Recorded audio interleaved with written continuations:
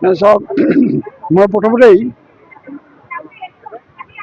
এই আঁচনিখন প্ৰৱৰ্তন কৰাৰ বাবে আমাৰ ৰাজ্যখনৰ মুখ্যমন্ত্ৰী মাননীয় শ্ৰীযুত হিমন্ত বিশ্ব শৰ্মা ডাঙৰীয়াক সংশ্লিষ্ট মই ধন্যবাদ জ্ঞাপন কৰিছোঁ। আৰু এই আঁচনিৰ জৰিয়তে অসমত মোটামুটি প্ৰায় 2 লাখ ছাত্ৰী উপকৃত হ'ব। যেনেকৈ আমাৰ বঙাইগাঁও আজি ইয়াত আমি বঙাইগাঁও বিধানসভা সমষ্টিৰ প্ৰায় 1600 ছাত্ৰ ছাত্ৰীয়ে আজি এই চেক তেওঁলোকে পাবলৈ 1000 টকা পাবলৈ সক্ষম হ'ব। গতিকে মই ভাবোঁ ইয়াৰ জৰিয়তে আমাৰ যিবিলাক দুৰ্বল পৰিয়াল আছে, আৰ্থিক অনুদানত ভোগ কৰি থকা পৰিয়াল কিছুমান আছে, সেই পৰিয়ালবিলাকতো তেওঁৰ নিজৰ সন্তানগৰাকীক তেওঁ তাৰমানে মহাবিদ্যালয় বিদ্যালয় বা স্কুলত পঢ়াৰ ক্ষেত্ৰত তেওঁ আৰ্থিক দিশত কিছু হ'লেও সকাহ পাব।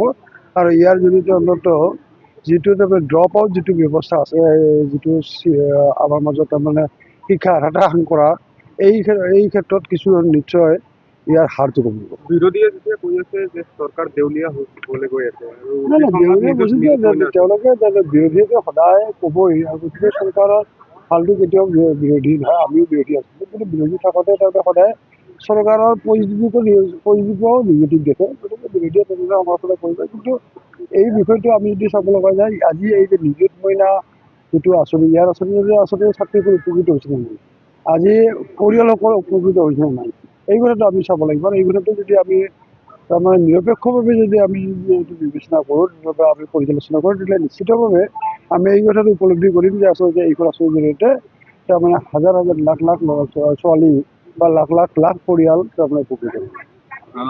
আৰু এটা কথা, গুৱাহাটী হাইকোৰ্টৰ চৰকাৰে ধমক থাকিলে ঠিকাদাৰৰ ধন নাই নাই, এইটো বস্তুটো ঠিকাদাৰ বস্তুটো ঘটনাটো বস্তুটো উন্নয়নমূলক কাম স্থগিত হোৱা নাই, এইটো বস্তু আৰু নহয়। এতিয়া মই আপোনালোকক কথাটো কৈছোঁ যে বঙাইগাঁও সমষ্টিত আজিৰ পৰা মোটামুটি 25-30 দিন আগত আমি 4টা ৰাস্তাৰ কাৰণে 6 কোটি টকা আমাক ধাৰ্য কৰিছে।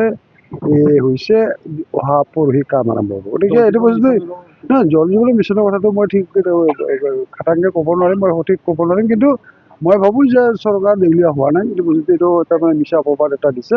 আৰু জল জীৱনৰ যিটো আঁচনি, যিটো মাননীয় প্ৰধানমন্ত্ৰী নৰেন্দ্ৰ মোদী ডাঙৰীয়াৰ যিটো সপোন, সেই সপোন কেন্দ্ৰীয় চৰকাৰে বাস্তৱ ৰূপায়ণ কৰিব। আৰু আমাৰ অসমত হিমন্ত বিশ্ব শৰ্মাৰ নেতৃত্বাধীন চৰকাৰখনে সফল কৰিব। আৰু এটা প্ৰশ্ন, জেহাদীৰ উত্থান দেখা পোৱা গৈছে। যোৱাকালি গোৱালপাৰাত NIA অভিযানত 9 গৰাকী।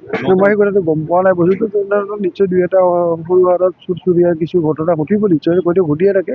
কিন্তু এইটো নহয় যে বৰ্তমান চৰকাৰখন এই ক্ষেত্ৰত তাৰমানে সচেতন, আৰক্ষী বিভাগ সচেতন। গতিকে তেওঁলোকে ক'ৰবাত যদি 2-এটা তেনেধৰণৰ হয়, সেইটো ডেফিনেটলি চৰকাৰৰ এইটো তাৰমানে কণ্ট্ৰল কৰিব। আছে যিসকলে মানে দূৰৰ পৰা আহিব নোৱাৰে, বহুত ক্লাছ ক্ষতি কৰে, তেখেতৰ কাৰণে মানে বহুত ভাল হৈছে। আৰু আমাক কি ক'বা?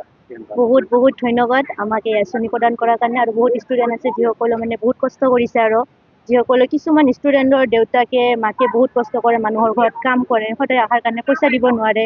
আৰু কিছুমান ষ্টুডেণ্ট এনেকুৱাও পাইছোঁ আমি, টিফিনৰ সময়ত তেওঁলোকে একো নাখায়। চ' মানে তখন মানে বহুত ভাল হৈছে, আৰু মামাক বহুত বহুত ধন্যবাদ জনাব খুজিছোঁ।